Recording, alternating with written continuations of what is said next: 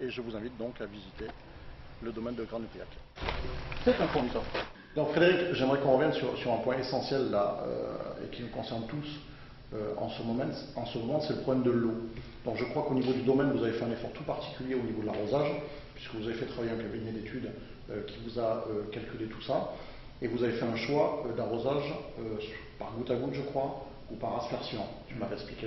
Ouais. Tu peux nous représenter ton système? Bah voilà, en fait, ici dans la tradition, c'est d'arroser souvent ce qu'on appelle à l'arrêt, donc un système qui consomme beaucoup d'eau.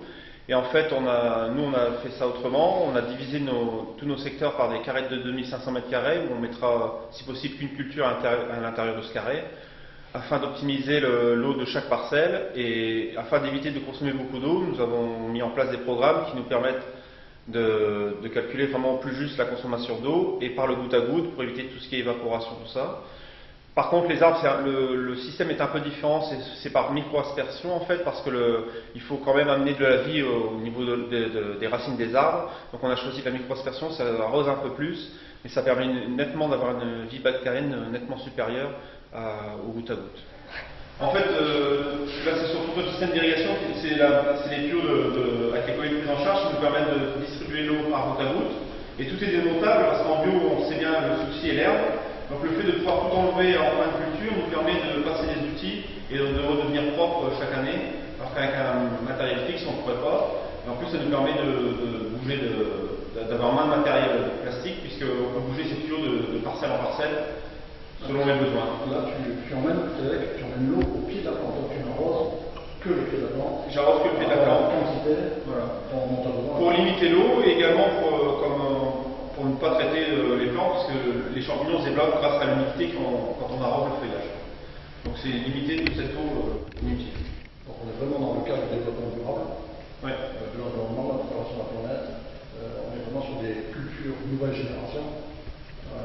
Ouais, nouvelle génération, on peut même dire ancienne aussi, parce que on va parler des tomates comme on parlait tout à l'heure.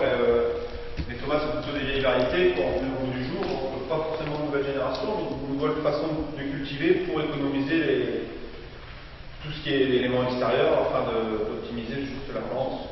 On est sur 4 km de tuyaux. 4 km de tuyaux, grosso modo. Et ça va alimenter à peu près 2,5 hectares, 3 hectares, donc on va encore augmenter au fur et à mesure des besoins ce nombre de tuyaux. C'est de l'eau du forage, hein, Frédéric? C'est l'eau des puits, là, des anciens puits qu'on a restaurés. L'eau de Grand-Nupiac. L'eau de Grand-Nupiac. Donc on amène l'eau au pied vraiment de la plante. Là nous sommes sur du thym. Complètement odorant déjà. Ouais. On peut l'imaginer ce thym sur une petite grillade. Juste une viande bien bleue. Donc là nous arrivons sur une plante d'estragon qui est en fleurs en plus, qui est magnifique. On a une chance extraordinaire. Donc c'est une plante qui va être ramassée très rapidement. L'estragon, nous on cuisine avec des poulets, avec des sauces. On peut le mettre dans des viandes, dans des salades, on peut le ciseler, on peut le manger cru, dans des salades crues, dans des plats chauds.